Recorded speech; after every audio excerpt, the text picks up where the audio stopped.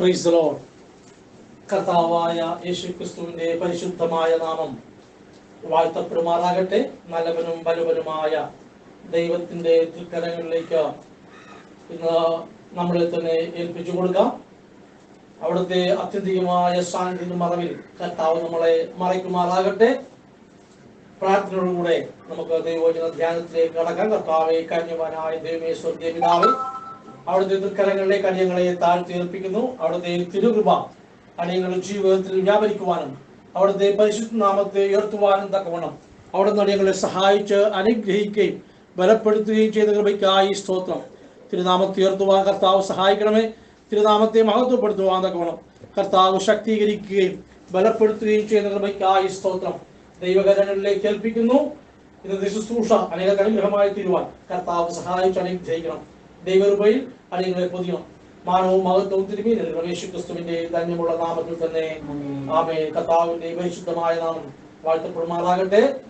Hallelujah. കർത്താവായ യേശുക്രിസ്തുവിലൂടെ മാനവ രക്ഷയ്ക്ക്, മാനവകുലത്തിന് നൽകപ്പെട്ട രക്ഷ, ഹല്ലേലൂയ, അവന്റെ ജീവന്റെ വിലയാകുന്നുവെന്ന് നമുക്ക് ദൈവവചനത്തിൽ നിന്ന് മനസ്സിലാക്കുവാൻ സാധിക്കും. അവന്റെ ജീവന്റെ വിലയാണ് മാനവകുലത്തിന്റെ രക്ഷ.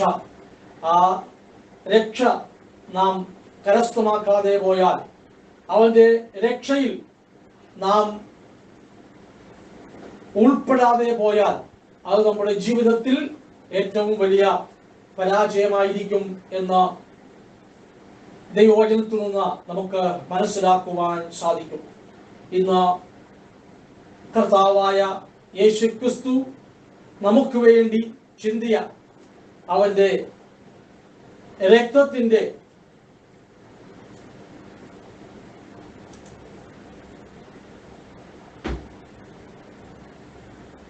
വ്യക്തമായ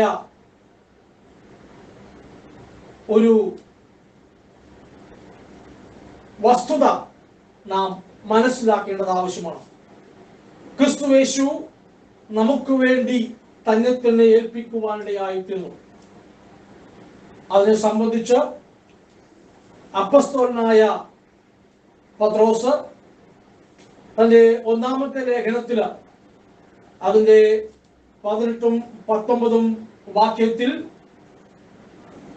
ദൈവസഭയോട് വ്യക്തമായി പറയുന്നതായ കാര്യങ്ങളെ നമുക്ക് ദൈവവചനത്തിൽ കാണുവാൻ സാധിക്കും. വ്യർത്ഥവും പിതൃപാരമ്പര്യവുമായുള്ള നിങ്ങളുടെ നടപ്പിൽ നിന്ന് നിങ്ങളെ വീണ്ടെടുത്തിരിക്കുന്നത് വെള്ളി, പൊന്ന് മുതലായ അഴിഞ്ഞു പോകുന്ന വസ്തുക്കളെ കൊണ്ടല്ല, ക്രിസ്തു എന്ന നിർദോഷവും നിഷ്കളങ്കവുമായ കുഞ്ഞാടിന്റെ വിലയേറിയ രക്തം കൊണ്ടത്രേ എന്ന് നിങ്ങൾ അറിയുന്നുവല്ലോ. ഈ സത്യം ഒരു വിശ്വാസി അറിയേണ്ടത് ഏറ്റവും ആവശ്യമാണ്. ഒരു വിശ്വാസി ഈ സത്യത്തിൽ നാം നടക്കേണ്ടത് ആവശ്യമാണ്.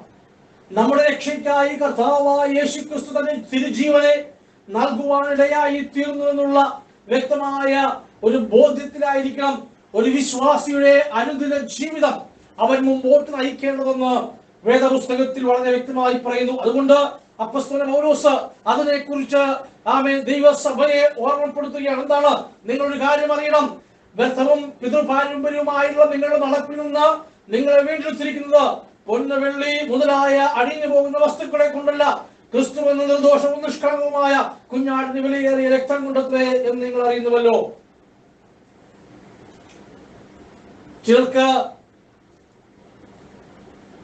ചില സമയങ്ങളിൽ ക്രിസ്തു ഒരു കുഞ്ഞാട് മാത്രമാണ്. ദൈവവചനത്തിന്റെ ചില ഭാഗങ്ങളിൽ ക്രിസ്തു ഒരു കുഞ്ഞാട് മാത്രമായിട്ട് മാറുന്നത് നമുക്ക് കാണുവാൻ സാധിക്കും. ചിലർക്ക് ദൈവവചന ഭാഗത്തിൽ അവർ വായിച്ചെടുക്കുമ്പോൾ യേശുവിന്റെ രക്തത്താൽ മാത്രമേ അവർക്ക് പാപമോചനമുള്ളൂ എന്ന് അവർ പറയുവാൻ ഇടവരുന്നു. എന്നാൽ വേദപുസ്തകം മുഴുവനായി വായിക്കുന്ന ഒരു വ്യക്തിയെ സംബന്ധിച്ച് യേശുക്രിസ്തു അവന്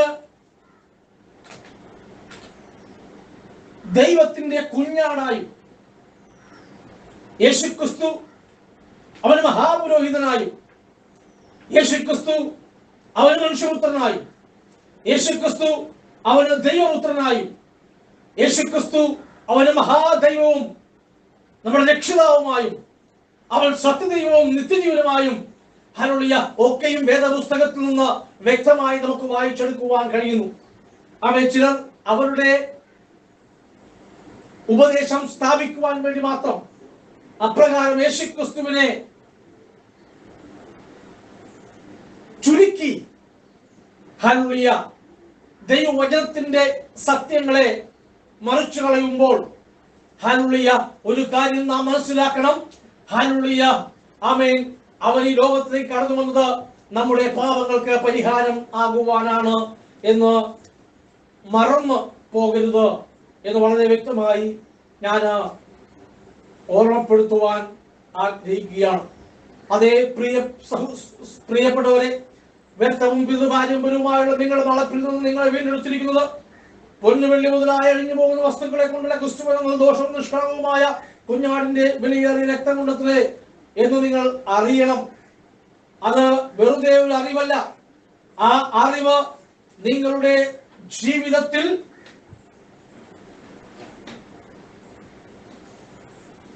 ആ അറിവിന്റെ ഫലം നിങ്ങൾ അനുഭവിച്ചുകൊണ്ടായിരിക്കണം മുന്നോട്ട് കടന്നു പോകേണ്ടത്. ദൈവത്തിന്റെ വചനം അതേക്കുറിച്ച് വ്യക്തമായി നമ്മോട് വിളിച്ചു പറയുന്നുണ്ട്. എബ്രായ ലേഖനം 9-ാം അധ്യായം അതിന്റെ 11 മുതൽ വാക്യങ്ങൾ വായിക്കുമ്പോൾ നമുക്ക് ഇങ്ങനെ കാണുവാൻ സാധിക്കുന്നു. ക്രിസ്തുവോ വരുവാനുള്ള നന്മകളുടെ മഹാപുരോഹിതനായി വന്നിട്ട് കൈപ്പണിയല്ലാത്തതായി എന്ന് വെച്ചാൽ ഈ സൃഷ്ടിയിൽ ഉൾപ്പെടാത്തതായി വലിപ്പവും തികവുമേറിയ ഒരു കൂടാരത്തിൽ കൂടി ആട്ടുകൊറ്റന്മാരുടെയും പശുക്കിടാങ്ങളുടെയും രക്തത്താലല്ല, സ്വന്തം രക്തത്താൽ തന്നെ ഒരിക്കലായിട്ട് വിശുദ്ധ മന്ദിരത്തിൽ പ്രവേശിച്ചു, എന്നേക്കുമുള്ളൊരു വീണ്ടെടുപ്പ് സാധിച്ചു. അതിൽ വളരെ വ്യക്തമായിട്ട് അവിടെ പറയുന്ന ഒരു കാര്യം, അവൻ കൈപ്പണിയല്ലാത്തതായി എന്ന് വെച്ചാൽ ഈ സൃഷ്ടിയിൽ ഉൾപ്പെടാത്തതായി വലിപ്പവും തികവുമേറിയ ഒരു കൂടാരത്തിൽ കൂടി ആട്ടുകുറ്റന്മാരുടെയും പശുക്കിടാക്കളുടെയും രക്തത്താലല്ല, സ്വന്തം രക്തത്താൽ തന്നെ ഒരിക്കലായിട്ട് വിശുദ്ധ മന്ദിരത്തിൽ പ്രവേശിച്ച് എന്നേക്കുമുള്ള ഒരു വീണ്ടെടുപ്പ് സാധിപ്പിച്ചു എന്ന് വളരെ വ്യക്തമായി ദൈവത്തിന്റെ വചനം പറയുന്നു. ആട്ടുകുറ്റന്മാരുടെയും കാളകളുടെയും രക്തവും മലിനപ്പെട്ടവരുടെ മേൽ തളിക്കുന്ന പശുവംശവും ജഡിക ശുദ്ധി വരുത്തുന്നുവെങ്കിൽ നിത്യാത്മാവിനാൽ ദൈവത്തിന് തന്നെ താൻ നിഷ്കളങ്കനായി അർപ്പിച്ച ക്രിസ്തുവിന്റെ രക്തം ജീവനുള്ള ദൈവത്തെ ആരാധിപ്പാൻ നിങ്ങളുടെ മനസ്സാക്ഷി എന്ന ജീവപ്രവൃത്തികളെ പോക്കി എത്രയധികം ശുദ്ധീകരിക്കും. യേശു ക്രിസ്തുവിന്റെ രക്തം ഹല്ലേലൂയ നമ്മളെ ശുദ്ധീകരിക്കുന്ന രക്തമാണ് ഹല്ലേലൂയ എന്ന് വളരെ വ്യക്തമായിട്ട് ദൈവത്തിന്റെ വചനത്തിൽ നമുക്ക് കാണുവാൻ സാധിക്കും. യോഹന്നാന്റെ 1-ാമത്തെ ലേഖനം അതിന്റെ 1-ാം അധ്യായം അതിന്റെ 7, 8, 9 വാക്യങ്ങളിൽ അതേക്കുറിച്ച് വളരെ വ്യക്തമായിട്ട് ദൈവത്തിന്റെ വചനത്തിൽ പറയുന്നത് നമുക്ക് കാണുവാൻ സാധിക്കും. അവൻ വെളിച്ചത്തിൽ ഇരിക്കുന്നത് പോലെ നാമും വെളിച്ചത്തിൽ നടക്കുന്നുവെങ്കിൽ നമുക്ക് തമ്മിൽ കൂട്ടായ്മയുണ്ട്. അവന്റെ പുത്രനായ യേശുവിന്റെ രക്തം സകല ഭാവവും ഒക്കെ നമ്മെ ശുദ്ധീകരിക്കുന്നു. നമുക്ക് ഭാവമില്ല എന്ന് നാം പറയുന്നുവെങ്കിൽ നമ്മെ തന്നെ വഞ്ചിക്കുന്നു. സത്യം നമ്മില്ലാതെയായി നമ്മുടെ പാപങ്ങളെ ഏറ്റുപറയുന്നുവെങ്കിൽ അവൻ നമ്മുടെ പാപങ്ങൾ ക്ഷമിച്ച സകല നീതി പോക്കി നമ്മെ ശുദ്ധീകരിപ്പാതെ വിശ്വസ്തനും നീതിമാനും ആകുന്നു. ഹല്ലേലൂയ. ദൈവത്തിന്റെ വചനത്തില് വളരെ വ്യക്തമായി നമ്മളെ ശുദ്ധീകരിപ്പാൻ തക്കവണ്ണം അവൻ നീതിമാനും വിശ്വസ്തനും നീതിമാനുമാകുന്നു, ദൈവമാകുന്നു. ഹല്ലേലൂയ. അവന്റെ രക്തം നമ്മുടെ പാപങ്ങൾക്ക് പൂർണ്ണ പരിഹാരം വരുത്തുന്നു. അങ്ങനെയെങ്കിൽ പരിപൂർണ പരിഹാരം വരുത്തിയ യേശു ക്രിസ്തുവിന്റെ രക്തത്താലുള്ള ശുദ്ധീകരണം നമ്മുടെ ജീവിതത്തിൽ നാം അനുഭവിക്കുമ്പോൾ അവന്റെ നാമത്തെ നാം തള്ളിപ്പറയുന്നത് എങ്ങനെ? യേശു ക്രിസ്തുവിന്റെ രക്തത്താലാണ് ഹല്ലേലൂയ പാപങ്ങൾക്ക് പരിഹാരം വരുന്നതെങ്കിൽ അവന്റെ നാമത്തെ നാം തള്ളിപ്പറയുന്നത് എന്തുകൊണ്ട്? വളരെ വ്യക്തമായിട്ട് ദൈവത്തിന്റെ വചനം അത് തെളിയിക്കുന്നുണ്ട്. Praise the lord. ഹല്ലേലൂയ. അവൻ ആരാണ് എന്ന് വേദപുസ്തകത്തിൽ അപ്പോസ്തലൻ പൗലോസ് വളരെ വ്യക്തമായി വിവരിക്കുന്നുണ്ട്. ഹെബ്രായ ലേഖനം അതിന്റെ 9-ാം അധ്യായത്തിന്റെ 15 മുതലുള്ള വാക്യത്തിൽ നമുക്ക് ഇങ്ങനെ കാണുവാൻ സാധിക്കും. അത് നിമിത്തം ആദ്യ നിയമത്തിലെ ലംഘനങ്ങളിൽ നിന്നുള്ള വീണ്ടെടുപ്പിനായി ഒരു മരണം ഉണ്ടായിട്ട് നിത്യാവകാശത്തിന്റെ വാഗ്ദത്തം വെളിക്കപ്പെട്ടവർക്ക് ലഭിക്കേണ്ടതിന് അവൻ പുതിയ നിയമത്തിന് മധ്യസ്ഥനാകുന്നു. നിയമമുള്ളിടത്ത് നിയമകർത്താവിന്റെ മരണം തെളിവാൻ ആവശ്യം. മരിച്ച ശേഷമല്ലോ നിയമം സ്ഥിരമാകുന്നത്. നിയമകർത്താവിന്റെ ജീവകാലത്തോളം അതിന് ഉറപ്പില്ല. അതുകൊണ്ട് ആദ്യ നിയമവും രക്തം കൂടെ നിശ്ചിച്ചതല്ല. വളരെ വ്യക്തമായിട്ട് ആരാണ് യേശുക്രിസ്തു എന്ന് അവിടെ പറയുവാനിട വരുന്നു. അവൻ പുതിയ നിയമത്തിന്റെ മധ്യസ്ഥനാണ്. അത് മാത്രമല്ല, ആരുള്ളിയ അവൻ നിയമ കർത്താവാണ് എന്ന് വ്യക്തമായി ദൈവത്തിന്റെ വചനം പറയുന്നു. അവനാണ് അത് നിമിത്തം ആദ്യ നിയമത്തിൽ ലംഘനങ്ങളിൽ നിന്ന് വീണ്ടെടുപ്പിനായി ഒരു മരണം ഉണ്ടായിട്ട് നിത്യാവകാശത്തിന്റെ വാഗ്ദത്തം വെളിക്കപ്പെട്ടവർ ലഭിക്കേണ്ടതിന് അവൻ പുതിയ നിയമത്തിന് മധ്യസ്ഥനാകുന്നു. അവൻ പുതിയ നിയമത്തിന്റെ മധ്യസ്ഥൻ മാത്രമല്ല, പിന്നെയോ ഹല്ലേലൂയ ആമേൻ, ദൈവത്തിന് വചനം പറയുന്നു, നിയമമുള്ളിടത്ത് നിയമകർത്താവിന്റെ മരണം തെളിവാൻ ആവശ്യം. യേശുക്രിസ്തു നിയമകർത്താവ് കൂടെയാകുന്നു എന്ന് വേദപുസ്തകത്തിൽ വളരെ വ്യക്തമായി പറയുന്നു. ഹല്ലേലൂയ. ആരാണ് നിയമകർത്താവ്? നിയമകർത്താവ് യേശുക്രിസ്തുവാണ് എന്ന് ദൈവത്തിന്റെ വചനത്തിൽ നമുക്ക് കാണുവാൻ സാധിക്കുന്നു. Price the Lord. നിയമകർത്താവായ യേശുക്രിസ്തു ഹല്ലേലൂയ ആമേൻ തന്റെ നിയമത്തെ ഹല്ലേലൂയ ആമേൻ കൊടുക്കുവാൻ ഇടയായി തീർന്നത് വേദപുസ്തകത്തിൽ വളരെ വ്യക്തമായിട്ട് നമുക്ക് കാണുവാൻ സാധിക്കും. വേദപുസ്തകത്തിൽ അതേക്കുറിച്ച് എഴുതിയിരിക്കുന്നത് ഹല്ലേലൂയ നമുക്ക് വ്യക്തമായിട്ട് കാണുവാൻ സാധിക്കും. ദൈവം തന്റെ ദാസനായ മോശെ മുഖാന്തരം ദൈവത്തിന്റെ ജനത്തിന്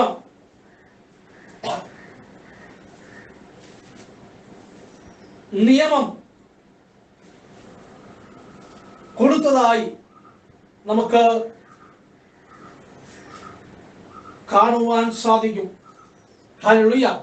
അത് ദൈവം തന്റെ വിരലുകൾ കൊണ്ട് എഴുതി എന്ന് വേദപുസ്തകത്തിൽ വളരെ വ്യക്തമായിട്ട് നമുക്കതേക്കുറിച്ച് മനസ്സിലാക്കുവാൻ സാധിക്കും. ഹല്ലേലൂയ. ആവർത്തന പുസ്തകം 9-ാം അധ്യായത്തില് ഹല്ലേലൂയ അതിന്റെ 9 മുതൽ വാക്യങ്ങൾ നാം വായിക്കുമ്പോൾ ഹല്ലേലൂയ അവിടെ നമുക്ക് വളരെ വ്യക്തമായിട്ട് ഹല്ലേലൂയ കാണുവാൻ സാധിക്കും. യഹോവ നിങ്ങളോട് ചെയ്ത നിയമത്തിന്റെ പലകകളായ കൽപ്പലകകളെ വാങ്ങുവാൻ ഞാൻ പർവ്വതത്തിൽ കയറി 40 രാവും 40 പകലും പർവ്വതത്തിൽ താമസിച്ചു. ഞാൻ ആഹാരം കഴിക്കുകയോ വെള്ളം കുടിക്കുകയോ ചെയ്തില്ല. ദൈവത്തിന്റെ വിരൽ കൊണ്ട് എഴുതിയ 2 കൽപ്പലക യഹോവ എന്റെ പക്കൽ തന്നു. ഹോമയാഗം മഹായോഗം ഉണ്ടായിരുന്ന നാളിൽ യഹോവ പർവ്വതത്തിൽ വെച്ച് തീച്ചൂളയുടെ നടുവിൽ നിന്ന് നിങ്ങളോട് അരുളി ചെയ്ത സകല വചനങ്ങളും അവയിൽ എഴുതിയിരുന്നു. Price the lord. ഹല്ലേലൂയ. ഇപ്പോൾ വളരെ വ്യക്തമായിട്ട് അവയെ നമുക്ക് വേദപുസ്തകത്തിൽ കാണുവാൻ സാധിക്കും.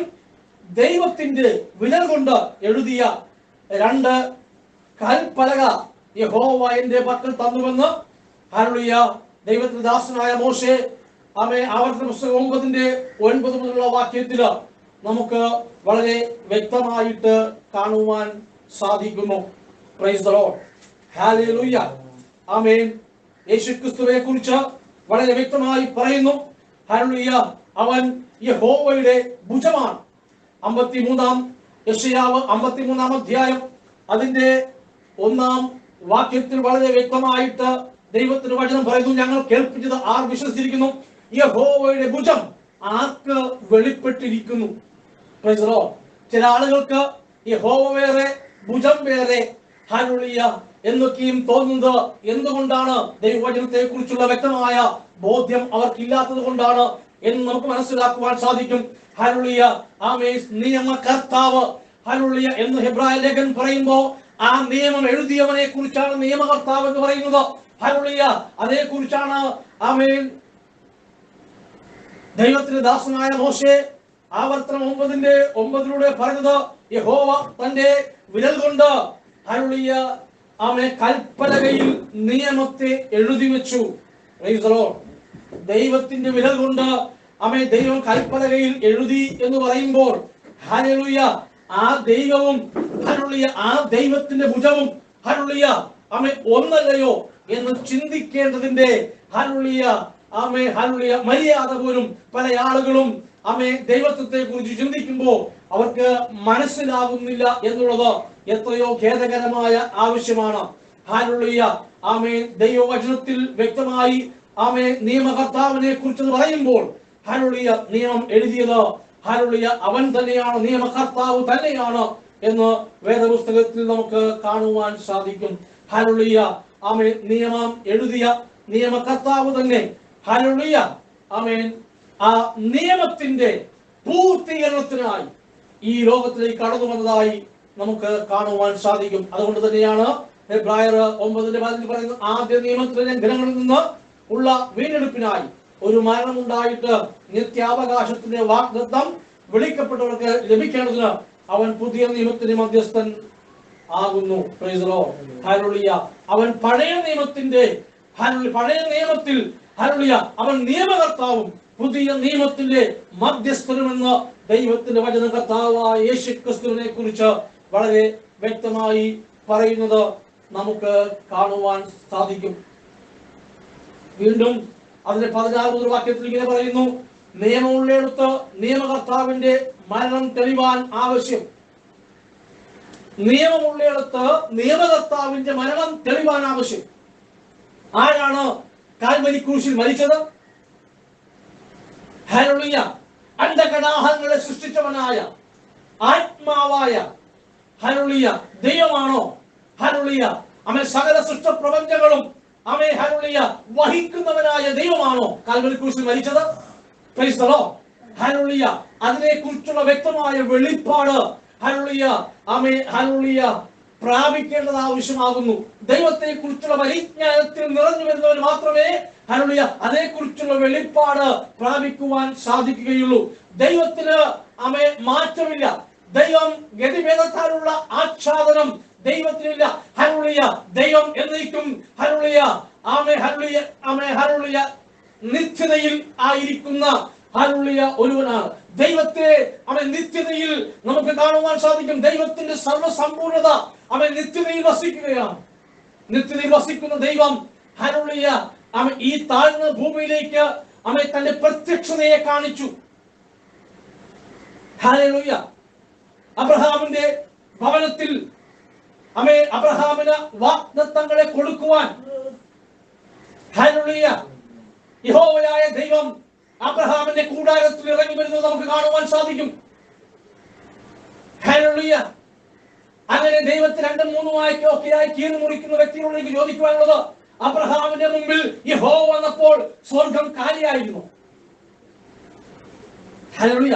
നിങ്ങൾക്ക് ദൈവത്തെ കുറിച്ചുള്ള പരിജ്ഞാനം നഷ്ടപ്പെട്ടിരിക്കുന്നു. അതുകൊണ്ടാണ് നിങ്ങൾ ദൈവത്തെ മനുഷ്യരെ പോലെ ആക്കി സംസാരിക്കുന്നത്. ദൈവം ഒരു മനുഷ്യനാണ് എന്ന് നിങ്ങൾക്ക് തോന്നുന്നത്, അല്ലെങ്കിൽ ദൈവം ഒരു മനുഷ്യനെ പോലെയാണ് എന്ന് നിങ്ങൾ വരച്ചു കാട്ടുന്നത് നിങ്ങൾക്ക് ദൈവത്തെ കുറിച്ച് പരിജ്ഞാനം നഷ്ടപ്പെട്ടത് കൊണ്ടാണ്. എന്നാൽ വളരെ വ്യക്തമായി ദൈവത്തിന്റെ വചനം പറയുന്നു, അബ്രഹാമിന് മുമ്പിൽ യഹോവ വെളിപ്പെട്ടു. അബ്രഹാമിന് മുമ്പിൽ യഹോവ ഒരു പുരുഷനായി പുരുഷ രൂപത്തിൽ പ്രത്യക്ഷപ്പെട്ടപ്പോൾ സ്വർഗ്ഗത്തിൽ ദൈവമില്ലായിരുന്നു. ഹല്ലേലൂയ. Praise the Lord. അപ്പോൾ ദൈവത്തെ കുറിച്ച് പരിജ്ഞാനം നഷ്ടപ്പെട്ടവരാണ്. ഹല്ലേലൂയ. യേശുക്രിസ്തു ഈ ഭൂമിയിലേക്ക് കടന്നു വന്നപ്പോ ഹല്ലേലൂയ ആമേൻ സ്വർഗ്ഗത്തിൽ ദൈവമില്ലായിരുന്നോ എന്ന് ഹല്ലേലൂയ വിളിച്ചു ചോദിക്കുന്ന ആളുകൾക്ക് ദൈവിക പരിജ്ഞാനം നഷ്ടപ്പെട്ടത് കൊണ്ടാണ് അവർ അങ്ങനെ ചോദിക്കുന്നതെന്ന് നാം മനസ്സിലാക്കണം. ഇവിടെ എന്താണ് പറയുന്നത്?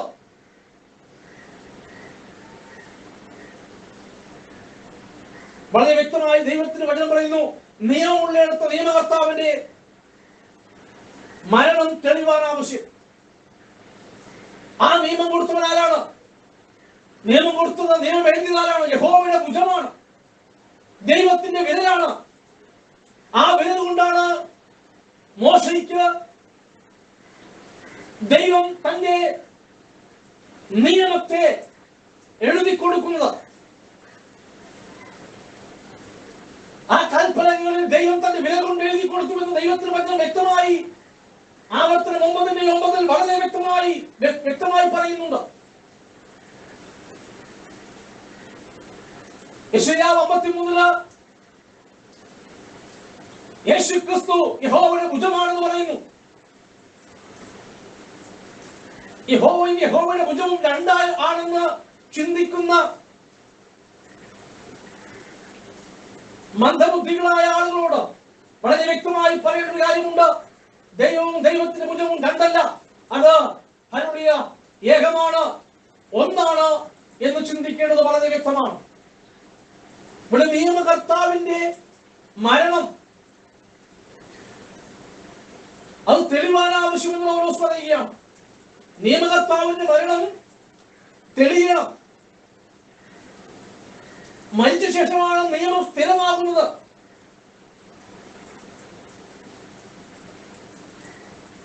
ഒന്നാമത്തെ നിയമത്തിന്റെ പൂർത്തീകരണം സംഭവിക്കണം. രണ്ടാമത്തെ നിയമം സ്ഥാപിക്കപ്പെടുകയും വേണം. ഈ രണ്ട് നിയമത്തിനും നിയമകർത്താവിന്റെ മരണം സാധൂകരിക്കുന്നു എന്നാണ്, അല്ലെങ്കിൽ നിയമം മരണം ആവശ്യമാണ് എന്നാണ് അപ്പോസ്തലനായ പൗലോസ് വിളിച്ചു പറയുന്നത്.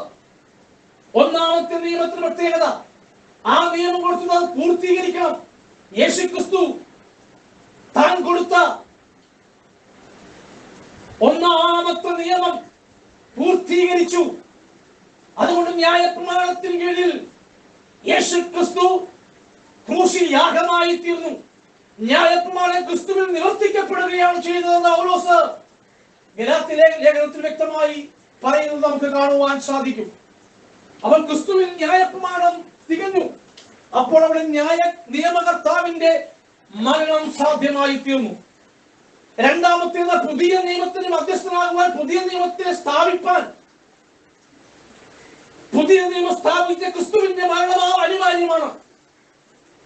അതുകൊണ്ട് യേശു ക്രിസ്തുവിന്റെ മരണം ഒന്ന് പഴയ നിയമത്തിന്റെ പൂർത്തീകരണവും പുതിയ നിയമത്തിന്റെ തികവുമാണ്. അല്ലെങ്കിൽ ഹല്ലേലൂയ പുതിയ നിയമം സ്ഥിരമാകുന്നതുമാകുന്നു എന്ന് നമുക്ക് യേശുക്രിസ്തുവിന്റെ മരണത്തെ കുറിച്ച് കാണുവാൻ സാധിക്കും.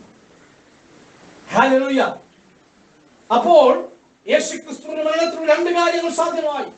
ഒന്ന്, പഴയ നിയമം പൂർത്തീകരിക്കുവാനും പുതിയ നിയമം സ്ഥിരമാകുവാനും ഇടയായി തീർന്നുവെന്ന് വേദപുസ്തകത്തിൽ നമുക്ക് വ്യക്തമായി കാണുവാൻ സാധിക്കും. നിയമകർത്താവിന്റെ ജീവകാലത്തോളം അതിന് ഉറപ്പില്ല. നോക്കുക, കർത്താവായ യേശു പറഞ്ഞു, ഞാൻ നിങ്ങൾക്കായി പുതിയ നിയമം സ്ഥാപിക്കുന്നു. ഇത് പുതിയ നിയമത്തിൽ എന്റെ ഹല്ലേലൂയ രക്തത്തിന്റെ കൂട്ടായ്മയാണ്, എന്റെ ശരീരത്തിന്റെ കൂട്ടായ്മയാണ് എന്ന് പറഞ്ഞ കർത്താവ് ഒരു പുതിയ നിയമം സ്ഥാപിച്ചു. ആ പുതിയ നിയമം ഹല്ലേലൂയ തന്റെ മരണത്തിലൂടെ സ്ഥിരമാക്കുവാൻ ഇടയായി തീർന്നുവെന്ന് വേദപുസ്തകത്തിൽ നമുക്ക് കാണുവാൻ സാധിക്കുന്നു. വീണ്ടും അതിന്റെ 9:18 ഹെബ്രായർ 9:18 പ്രകാരം നമുക്ക് കാണുവാൻ സാധിക്കും. അതുകൊണ്ട് ആദ്യ നിയമവും രക്തം കൂടാതെ പ്രതിഷ്ഠിച്ചതല്ല. അതെ, ആദ്യ നിയമം എപ്രകാരമാണ് രക്തം കൂടാതെ പ്രതിഷ്ഠിച്ചത്? ഹല്ലേലൂയ. എന്നാൽ ആദ്യ നിയമം രക്തം കൊടുത്തു പ്രതിഷ്ഠിച്ചുവെങ്കിൽ അത് എപ്രകാരമായിരുന്നു എന്ന് നമുക്ക് കാണുവാൻ സാധിക്കും. മോശെ ന്യായപ്രമാണപ്രകാരം കൽപ്പനയൊക്കെയും സകല ജനത്തോടും പ്രസ്താവിച്ച ശേഷം പശുക്കിടാക്കളുടെയും ആട്ടുകൊറ്റന്മാരുടെ രക്തത്തെ വെള്ളവും ചുവന്ന ആട്ടുരോമവും ഈസോപ്പുമായി എടുത്ത് പുസ്തകത്തിന്മേലും സകല ജലത്തിന്മേലും തളിച്ചു. ഇത് ദൈവം നിങ്ങളോട് കൽപ്പിച്ച നിയമത്തിന്റെ രക്തം എന്ന് പറഞ്ഞു. അങ്ങനെ തന്നെ അവൻ കൂടാരത്തിന്മേലും ആരാധനയ്ക്കുള്ള ഉപകരണത്തിന്മേലും എല്ലാം രക്തം തളിച്ചു. ന്യായപ്രമാണപ്രകാരം ഏകദേശം സകലവും രക്തത്താൽ ശുദ്ധീകരിക്കപ്പെടുന്നു. രക്തം ചൊരിഞ്ഞിട്ടില്ലാതെ വിമോചനമില്ല. ആകയാൽ സ്വർഗത്തിലുള്ളവയുടെ പ്രതിബിംബങ്ങളെ ഈ വകയാൽ ശുദ്ധീകരിക്കുന്നത് ആവശ്യം. സ്വർഗീയമായവയ്ക്കോ ഇവയേക്കാൾ നല്ല യാഗങ്ങൾ ആവശ്യം. ക്രിസ്തു വാസ്തവമായി പ്രതിബിംബമായി കൈപ്പണിയായ വിശുദ്ധ മന്ദിരത്തിലേക്കല്ല, ഇപ്പോൾ നമുക്ക് വേണ്ടി ദൈവസന്നിധിയിൽ പ്രത്യക്ഷനാവാൻ സ്വർഗത്തിലേക്ക് അത്രേ പ്രവേശിച്ചത്. മഹാപുരോഹിതൻ ആണ്ടുതോറും അന്യരക്തത്തോടുകൂടെ വിശുദ്ധ മന്ദിരത്തിൽ പ്രവേശിക്കുന്നത് പോലെ അവൻ തന്നെത്താൻ കൂടെ കൂടെ അർപ്പിക്കാൻ ആവശ്യമില്ല. അങ്ങനെയായാൽ ലോകസ്ഥാപനം മുതൽ അവൻ പലപ്പോഴും കഷ്ടം അനുഭവിക്കേണ്ടിയിരുന്നു. എന്നാൽ അവൻ ലോകാവസാനത്തിൽ സ്വന്തം യാഗം കൊണ്ട് പാപപരിഹാരം വരുത്തുവാൻ ഒരിക്കൽ പ്രത്യക്ഷനായി, ഒരിക്കൽ മരിക്കുകയും പിന്നെ ന്യായവിധിയും മനുഷ്യർക്ക് നിയമിച്ചിരിക്കാൻ ക്രിസ്തുവും അങ്ങനെ തന്നെ അനേകരുടെ പാപങ്ങളെ ചുമപ്പാൻ ഒരിക്കൽ അർപ്പിക്കപ്പെട്ടു. തനിക്കായി കാത്തു നിൽക്കുന്നവരുടെ രക്ഷയ്ക്കായി അവൻ പാപം കൂടാതെ രണ്ടാമത് പ്രത്യക്ഷനാകും. വളരെ വ്യക്തമായിട്ട് ദൈവത്തിന്റെ വചനത്തിൽ നമ്മോട് ക്രിസ്തുയേശുവിന്റെ രക്തത്താലുള്ള, യേശു ക്രിസ്തുവിന്റെ യാഗത്താലുള്ള ഹല്ലേലൂയ ആമേൻ രക്ഷയുടെ പൂർത്തീകരണം വ്യക്തമായി ദൈവത്തിന്റെ വചനത്തിലൂടെ നമുക്ക് വരച്ച് കിട്ടിയിരിക്കുന്നത്. ഹല്ലേലൂയ നാം അതിനെ ഹല്ലേലൂയ തള്ളിക്കളവാനല്ല, ഹല്ലേലൂയ ആ രക്ഷയിൽ സന്തോഷിപ്പാനും ആ രക്ഷയുടെ അനുഭവം പ്രാപിപ്പാനും ദൈവം നമുക്കായി അത് വെച്ചിരിക്കുന്നുവെന്ന് മനസ്സിലാക്കേണ്ടത് ആവശ്യമാണ്. വീണ്ടും എബ്രായ ലേഖനം 10-ാം അധ്യായത്തിന്റെ 19 മുതൽ വാക്യങ്ങൾ ഇങ്ങനെ വായിക്കുന്നു.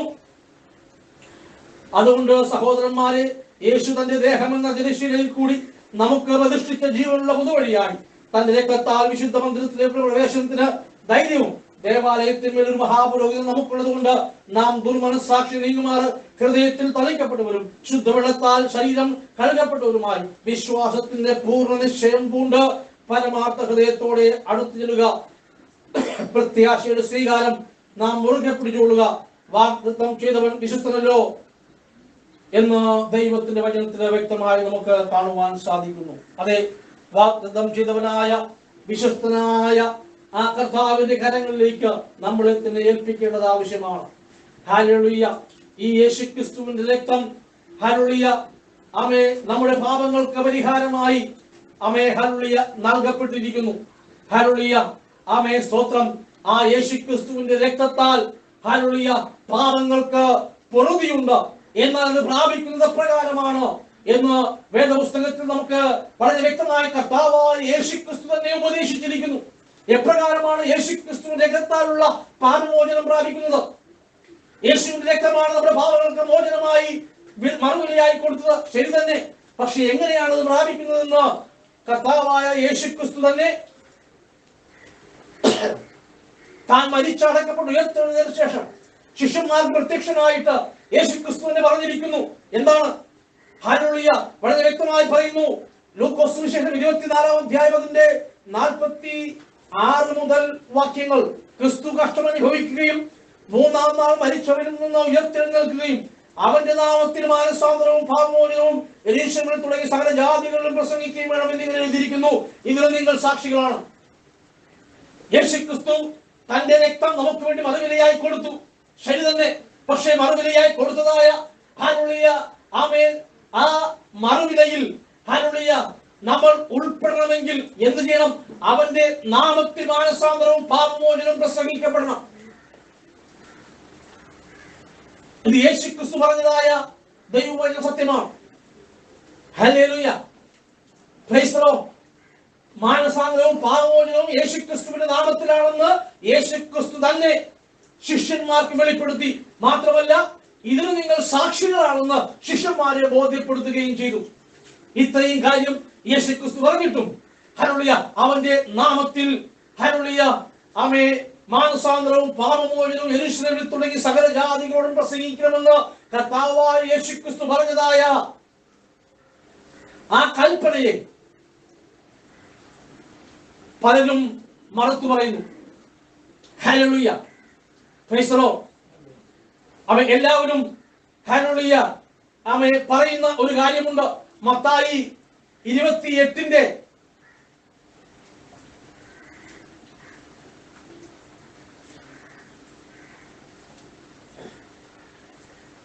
16 മുതലുള്ള വാക്യങ്ങൾ അവിടെ വായിക്കുമ്പോൾ നമുക്ക് ഇങ്ങനെ കാണുവാൻ സാധിക്കും.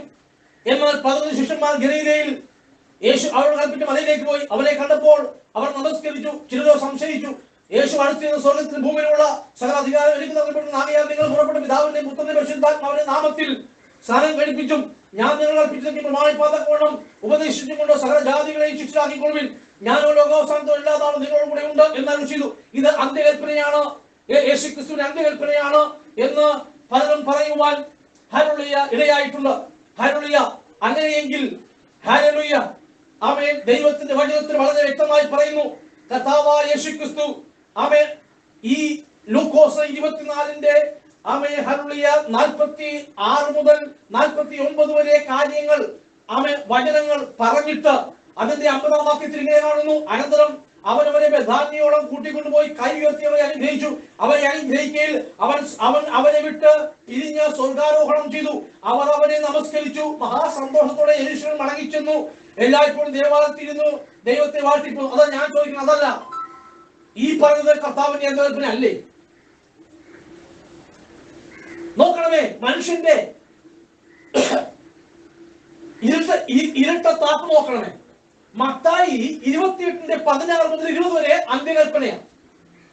അതേ കാര്യം തന്നെ ലൂക്കോസ് എഴുതി വെച്ചിരിക്കുന്നു. ലൂക്കോസ് വിശേഷം അതിന്റെ 46 മുതൽ വാക്യങ്ങളിൽ യേശുക്രിസ്തു സ്വയം വെളിപ്പെടുത്തിയ കാര്യമായത് ക്രിസ്തു കഷ്ടമനുഭവിക്കുകയും 3-ാം നാൾ മരിച്ചവരിൽ നിന്ന് ഉയർത്തെഴുന്നേൽക്കുകയും അവന്റെ നാമത്തിൽ മാനസാന്തരവും പാപമോചനവും യെരൂശലേമിൽ തുടങ്ങി സകല ജാതികളിലും പ്രസംഗിക്കുകയും വേണം എന്നിങ്ങനെ എഴുതിയിരിക്കുന്നു. ഇതിന് നിങ്ങൾ സാക്ഷികളാണ്. എന്റെ പിതാവ് വാഗ്ദത്തം ചെയ്തതിന് ഞാൻ നിങ്ങളുടെ മേൽ അയക്കും. നിങ്ങൾ ഉയർത്തും ശക്തിയിരിക്കുമ്പോഴും നഗരത്തിൽ പാർപ്പിടുന്നവരോട് പറഞ്ഞു. അങ്ങനെ പറഞ്ഞ ശേഷം എന്ത് ചെയ്തു? അവരവരെ ബഥാന്യയിലേക്ക് കൂട്ടിക്കൊണ്ടുപോയി അവരെ അനുഗ്രഹിച്ചു. അവരെ അനുഗ്രഹിക്കുകയും അവർ സ്വർഗത്തിലേക്ക് ആരോഹണം ചെയ്തു. അല്ല, ഞാൻ ചോദിക്കുന്നത്, മത്തായി 28:16 മുതൽ 20 വരെ വാക്യങ്ങൾ മാത്രമാണോ യേശുക്രിസ്തുവിന്റെ അന്ത്യകൽപ്പന? അങ്ങനെയെങ്കിൽ ലൂക്കോസ് 46 മുതൽ ഈ 53 വരെ കാര്യങ്ങൾ പിന്നെ ആര് പറഞ്ഞതാ? അവർ കേൾക്കുന്നവരെ അവനവന്റെ ഉപദേശം ഹല്ലേലൂയ ബാബിലോണിയ ഉപദേശം സ്ഥാപിക്കുവാൻ യേശുക്രിസ്തു പറഞ്ഞതായ സത്യങ്ങളെ മറച്ചു വെച്ചുകൊണ്ട്, എന്തുകൊണ്ടാ ലൂക്കോസ് 24:46 മുതൽ 53 വരെ കാര്യങ്ങൾ ഇത് കർത്താവിന്റെ അന്ത്യകൽപ്പനയാണെന്ന് പറയാത്ത കാര്യമെന്താ? കാരണം അവിടെ കർത്താവായ യേശുക്രിസ്തു പറഞ്ഞിരിക്കുന്നു, എന്റെ നാമത്തിൽ അവന്റെ നാമത്തിൽ മാനസാന്തരവും പാപമോചനവും യെരൂശലേം തുടങ്ങി സകല ജാതികളോടും പ്രസംഗിക്കണം. ഇതിന് നിങ്ങൾ സാക്ഷികളാണ് എന്ന് യേശുക്രിസ്തു പറഞ്ഞിരിക്കുന്നു. അത് അന്ത്യകൽപ്പനയല്ല. എന്താ കാര്യം? അവന്റെ നാമത്തിൽ മാനസാന്തരവും പാപമോചനവും പ്രസംഗിക്കണം എന്ന് യേശുക്രിസ്തു പറഞ്ഞിരിക്കുക.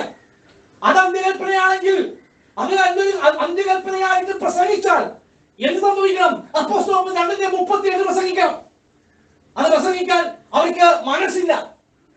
അതുകൊണ്ട് മനസ്സില്ലായതുകൊണ്ട് അവർ മനഃപൂർവ്വം ഈ ദൈവവചനത്തെ കോട്ടിക്കളയുകയാണ്.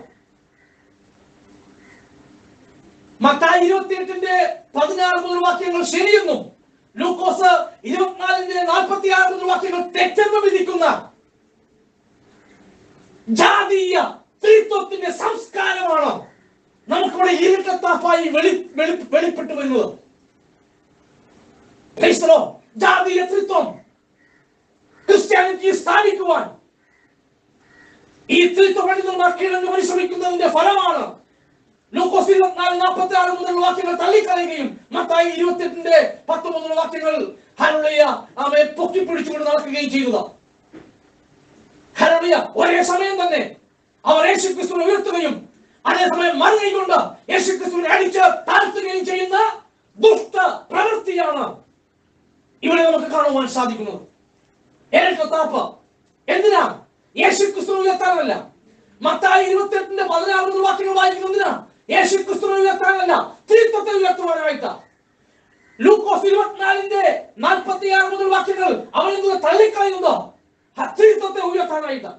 അപ്പോൾ അവന് മത്തായി 28 എടുത്ത് പ്രസംഗിച്ചാലും അവന്റെ ഉദ്ദേശം ഹല്ലേലൂയ യേശുക്രിസ്തുവിനെ ഉയർത്തുക എന്നുള്ളതല്ല, പിന്നെയോ ത്രിത്വത്തെ സ്ഥാപിക്കുക എന്നുള്ളതാണ്. അതാണ് ഈ ത്രിത്വ പണ്ഡിതന്മാർ ഏറ്റവും ദുഷ്ട ലാക്കായിട്ടുള്ള ദൈവവചന ശുശ്രൂഷ എന്ന് പറയുന്നത്. യഥാർത്ഥത്തിൽ ദൈവവചന ശുശ്രൂഷയല്ല, ദുരുപദേശത്തിന്റെ ശുശ്രൂഷ എന്ന് പറയുന്നത്. Praise the lord. ഹല്ലേലൂയ. അത് ദൈവവചന ശുശ്രൂഷയല്ല, അത് ദുരുപദേശത്തെ സ്ഥാപിക്കുന്ന ശുശ്രൂഷയാണ്. Praise the lord. ഹല്ലേലൂയ. അതുകൊണ്ട് ഇന്ന് കേൾക്കുന്ന വ്യക്തി ജീവിതങ്ങളെ ഈ സത്യം നിങ്ങൾ മനസ്സിലാക്കാതെ പോകരുത്. രക്തം കൊടുത്തവൻ ഹല്ലേലൂയ യേശുക്രിസ്തുവാ. നിയമകർത്താവ് യേശുക്രിസ്തുവാ. ദൈവത്തിന്റെ കുഞ്ഞാടായി ഈ ലോകത്ത് സകല മനുഷ്യന്റെ പാപത്തിന് പരിഹാരമായി തീർന്നത് യേശുക്രിസ്തുവാ. മഹാപുരോഹിതൻ യേശുക്രിസ്തുവാ.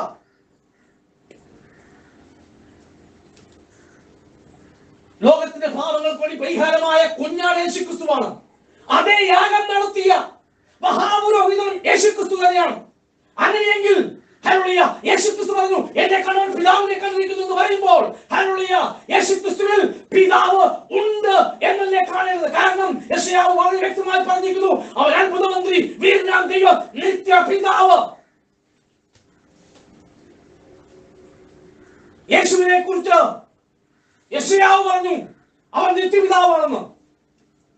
നിത്യപിതാവെന്ന് ഹല്ലേലൂയ അവനെ സ്ഥാപിച്ചു കഴിഞ്ഞാൽ ത്രിത്വം ഹല്ലേലൂയ ക്രിസ്ത്യാനിറ്റിയിൽ നിന്ന് ചവിട്ടി പുറത്താക്കേണ്ടി വരും. അതുകൊണ്ട് ആ ഭാഗം എടുക്കുകയില്ല. Praise the lord. ഹല്ലേലൂയ. സമയം വളരെ അതിക്രമിച്ചു കഴിഞ്ഞാൽ ഞാൻ എന്റെ വാക്കുകൾ നിർത്തുകയാണ്. Hallelujah. Amen. Praise the lord. അവന്റെ നാമത്തിൽ മാനസാന്തരവും പാപമോചനവും യേശുവിനെ തുടങ്ങി സകല ജാതികളും പ്രസംഗിക്കണം. ഹല്ലേലൂയ. രക്തം കൊടുത്തവൻ ഹല്ലേലൂയ. ആമേൻ. ഹല്ലേലൂയ. സകല മാനവകുലത്തിന്റെയും പാപത്തിന് പരിഹാരമായി തീർന്നവൻ യേശുക്രിസ്തുവാണ്. അതുകൊണ്ട് ഹല്ലേലൂയ അവന്റെ രക്തമാണ് പാപത്തിന് പരിഹാരം. അതുകൊണ്ട് അവന്റെ നാമത്തിലാണ് പാപമോചനവും ഹല്ലേലൂയ മാനസാന്തരവും പ്രസംഗിക്കേണ്ടതെന്ന് അവൻ തന്നെ പറഞ്ഞിരിക്കുമ്പോൾ അതിനെ തിരസ്കരിക്കുന്ന ഹല്ലേലൂയ ആമേൻ ആളുകളെ ഹല്ലേലൂയ എന്നെ കേൾക്കുന്ന നിങ്ങൾ തിരിച്ചറിയേണ്ടത് ആവശ്യമാണ് എന്ന് ഹല്ലേലൂയ വെളിപ്പെടുത്തിക്കൊണ്ട് ഞാൻ എന്റെ വാക്കുകളെ ഇവിടെ ഉപസംഹരിക്കുകയാണ്. എല്ലാവരെയും സഹായിക്കുമാറാകട്ടെ. ആമേൻ.